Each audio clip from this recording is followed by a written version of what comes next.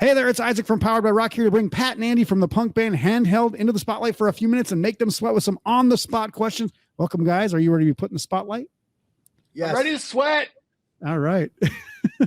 So I know you guys used to play Screeching Weasel, Face to Face, Blink-182 songs, and they were kind of like your kind of main things when you grew up. I'm just, I think, exactly the same age. I'm 40 years old as well. When you guys first started. So what were some of the go-to songs? What were some of the first cover songs you guys learned to play as a band? Oh, so many good ones. You want to start or you want me to start? Yeah, you go right ahead. Okay, well, definitely Veronica Hates Me, Screeching Weasel. Nice. Yep. Eminem's Blink-182. Hot Off Just Naming with the 182.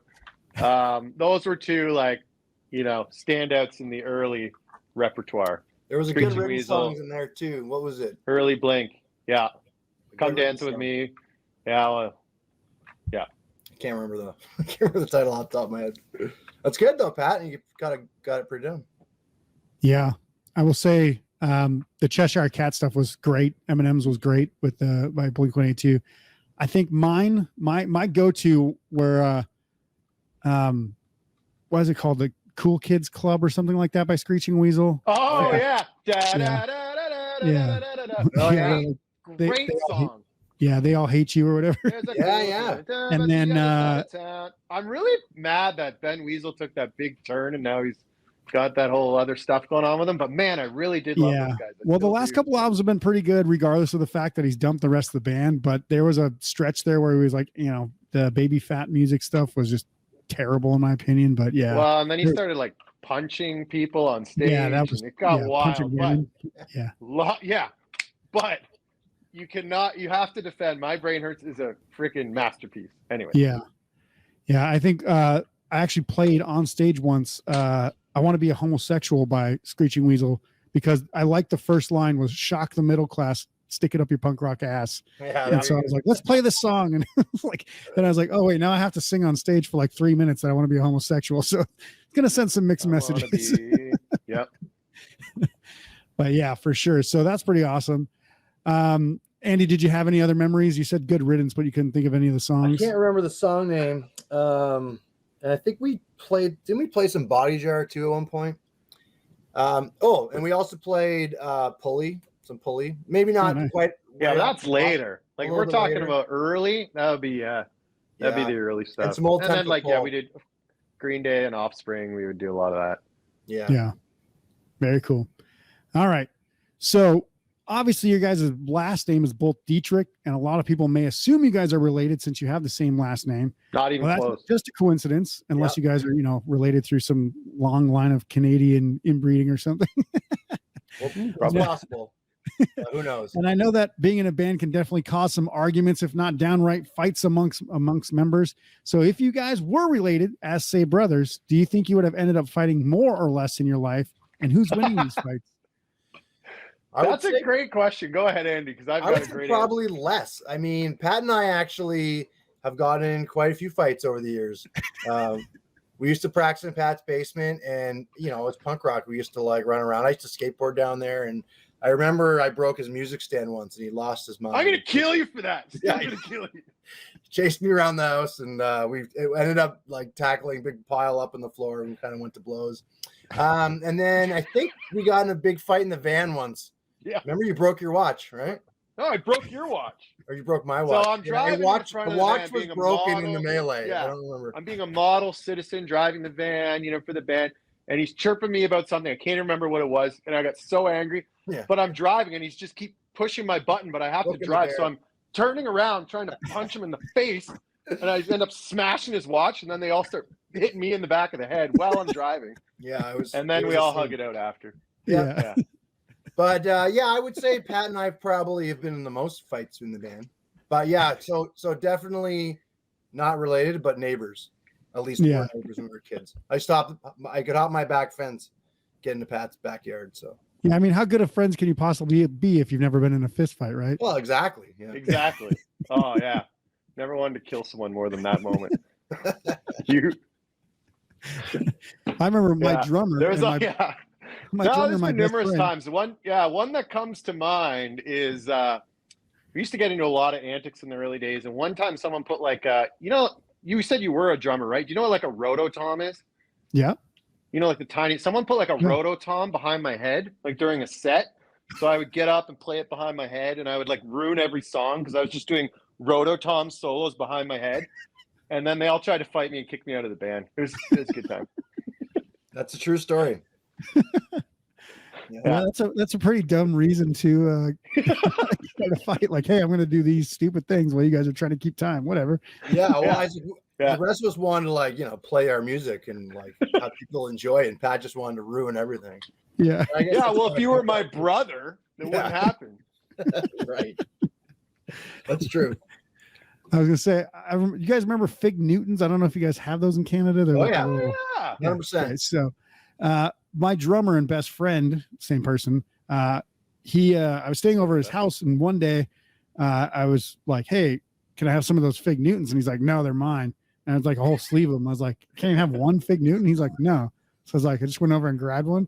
And as I grabbed it, he grabbed my arm and he had this little steak knife in his hand and just like cut me. I still have the scar from it. I was like, "You psycho." That's like, that's crazy. Who cuts somebody over a Fig Newton? That's nuts. We've never They were stabbed, stale, which was the worst part. It wasn't even good. Yeah, we have not stabbed, I don't think. No, not stabbed. Just come to blows. Just blows. And the funny thing is that guy was like the calmest person I ever met. He was like not even that aggressive. Yeah. It's always those guys that go crazy. It's always those guys. Yeah. Just watch your back for those guys that never say anything. That's right. All right. Question number 3. What's the coolest that you've ever seen or done, whether it was on tour, while playing a gig, or just related to the band playing music? The coolest thing we've ever seen? Yeah. Oh man, there's been a lot of moments. Okay. Yeah, I'll think of mine. You want to go first? So I couldn't help but think about this one. This has really nothing to do with playing music, but it has to do with just the going to shows and things like that. And you were talking about the Fig Newton. I don't know why I thought about this, but we were driving to a show once, and Pat was in a vehicle in front of us, and we were on a highway. So we were going like 60 miles an hour, 100 kilometers, whatever it is. And Pat had a giant bag of candy, and I put my head out the window, and I'm just like, "Throw me one of those." And he's like, "Whatever." And he just so he was on the driver's side, threw the thing up in the air, right? And our vehicle is like, I don't know, 60 yards behind him. Perfect arc right over the top, and I hung my body out of the other side of the van, and I caught it. And it was the coolest thing. I don't think we'd ever be able to do it again in a trillion tries. That's like that Dude Perfect shit that they practice for. Yeah, it's pretty much like that. It was the first shot. I couldn't believe it. Except it was one take, unlike Dude. One take, yeah.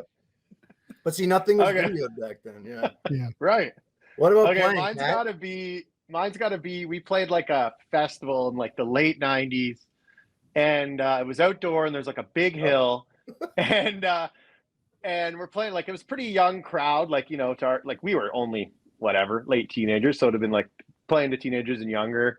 And just really wild crowd. And Andy's trying to get them all riled up, kind of going crazy for the song. And someone has this huge beach ball, like one of those beach balls that's like 5 feet in diameter, like, like as big as somebody. And it came on stage, and Andy just kicks it way off stage, and it's going way up this hill. And he's like, "All right, whoever brings the beach ball to the stage at the end of the song wins like a free t-shirt."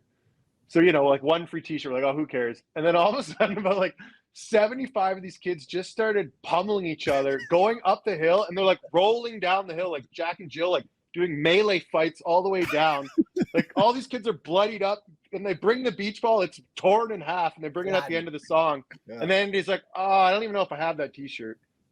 No, we gave a t-shirt. No. Anyway.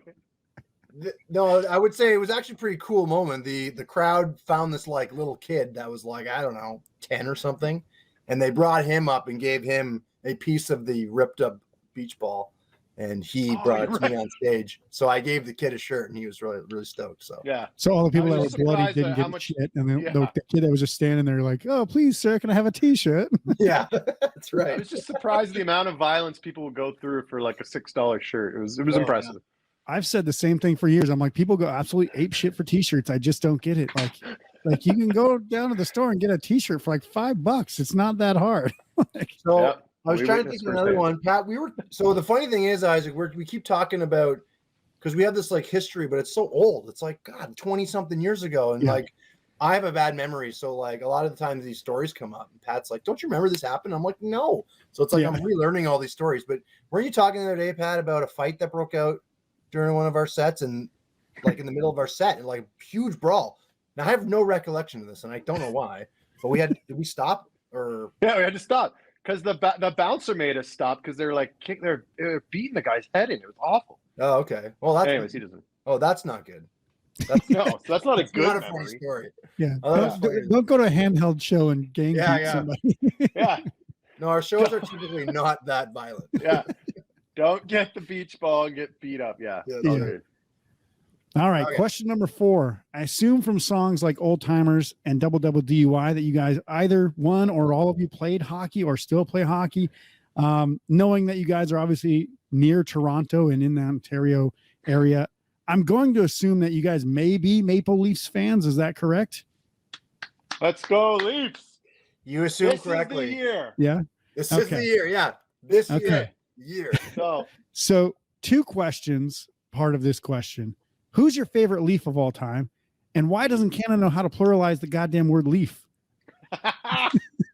That's a good That's question. So good. Oh boy. Yeah, you want to go first?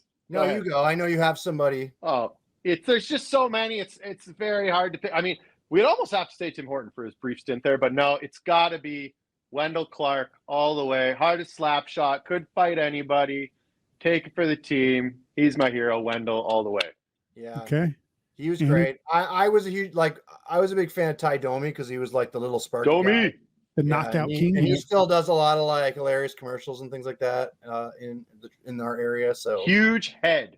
Really good head. Yeah. So is that kind of like why you're like in the song Old Timers, you sing about basically beating up old people in the new league that you're in? Because you're a Ty Domi fan? Yeah, pretty much. You're like, I'm going to go out here and I'm going to be the Ty Domi of this league. They're going to get the shit kicked out of them. Yeah. Actually, I'm not a hockey player. Pat is. Craig is. I don't think Rick played. But anyway, but one of the things. Big Leaf fans. Pat was like one of these guys that, I mean, I like Pat's parents are great people, but Pat was not a great hockey player, but his parents thought he was, and they would make him always go to like try to get on the rep teams and all this stuff. And I would always be booking these shows, and I'm like, Pat, you can't play hockey this weekend because we got to go to this. Like, we're driving around, we're gonna play a couple shows. And he's like, I gotta go play hockey, and I was like, you suck. Yeah, I gotta go play against the Brantford Whalers to 2 people, man. And so he missed a lot of like pretty good shows sometimes because Pat had to play hockey. But whatever. Yeah, it's kind of ingrained in our blood up here. I mean, I'm kind of a unusual one up here because I never played. But I do, of course, love the Leafs, and I hate them. Yeah, I grew up obviously, just like you guys. I didn't really fancy going back to learn so much about the hockey when I was like first watching it back in the 90s. But I did really like the 90s Leafs teams with like Matt Sundin, Gary Roberts, Curtis Joseph. All those guys were freaking awesome, in my opinion. My buddy, who's a Leafs fan as well, his favorite goalie of all time. He played goalie. His favorite goalie of all time is Curtis Joseph. So a lot of Leafs. Yeah. Mm-hmm. So now we got the Vegas Golden Knights. We kicked the shit out of most teams. We didn't make the playoffs last year, but we'll get back. Love your team. I should have brought my hat down. I'm actually that's my second team. My goal, my dream in life is Leafs and Vegas in the finals. That's what I want. That'd be cool. Yeah. Yeah. Well, and of course, that first year was epic when you guys picked up all those guys. Yeah. And if the goddamn Montreal Canadiens didn't somehow curse on Marc-Andre Fleury, we probably would have made the next one too. Yeah. Yeah. There you go. All right. So I know this movie wasn't based in Canada, but knowing that you guys do hail from the land of syrup, be honest. Have you guys ever tried to do a maple syrup chugging contest like they do in the movie Super Troopers? We have not. I've That's a big miss that we have. But I don't think I've ever fully chugged it from the bottle. Second part of the question: would you be willing to do it if I ask you to? Oh, sure. Let's go. All right. I asked you before we started if you guys have maple syrup in your house, so let's get that maple syrup. All right. I'm going.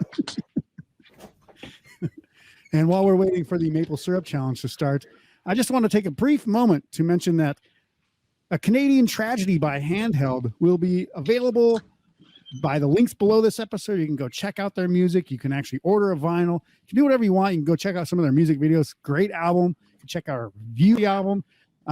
So we'll see how long it takes them to actually come back and do this maple syrup challenge.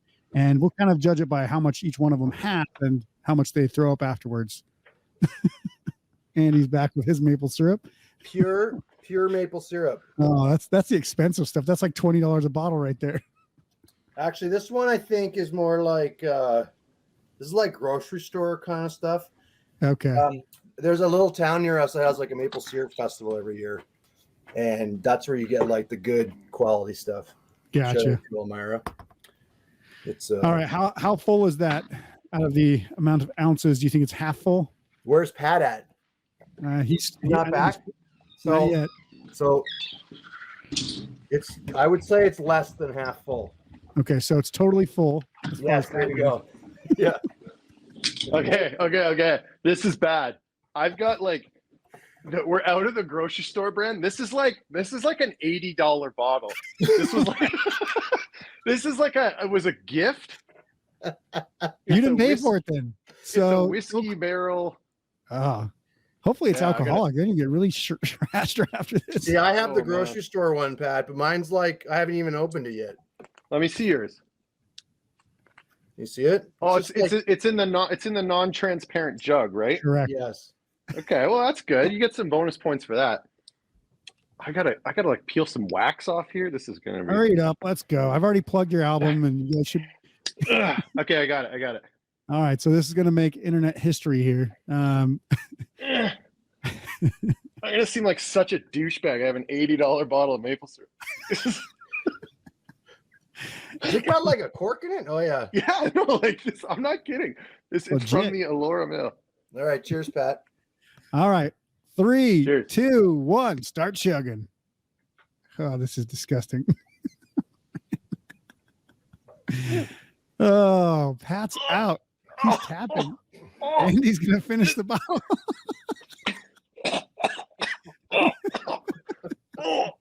This is whiskey aged.